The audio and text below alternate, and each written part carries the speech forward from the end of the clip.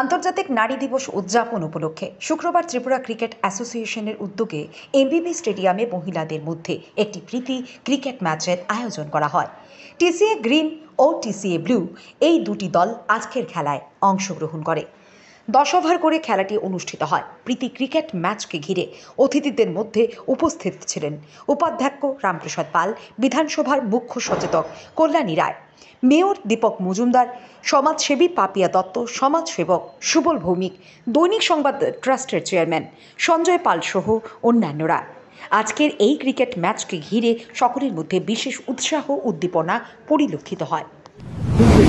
আত্মনির্ভর করার জন্য, স্বাবলম্বী করার জন্য শুধু যোজনা করেই যিনি থেমে থাকেননি, এই যোজনার লাভার্থী করার জন্য যেইভাবে মহতি উদ্যোগ নিয়েছেন, অবশ্যই তা প্রশংসার দাবি রাখে।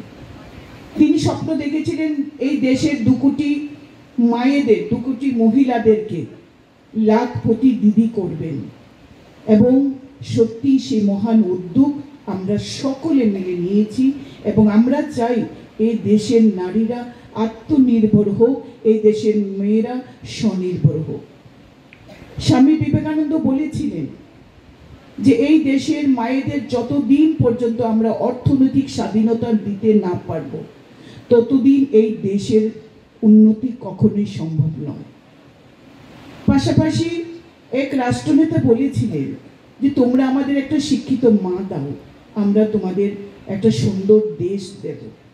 তাই প্রধানমন্ত্রী নরেন্দ্র মোদীও চাইছেন এই দেশের মেয়েদেরকে এগিয়ে নিয়ে যাওয়ার জন্য, দেশের প্রগতির সাথে, বিকশিত ভারত সংকল্প যাত্রার সাথে এই দেশের মেয়েরা এগিয়ে যাক বিশ্বগুরু ভারতবর্ষের সাথে।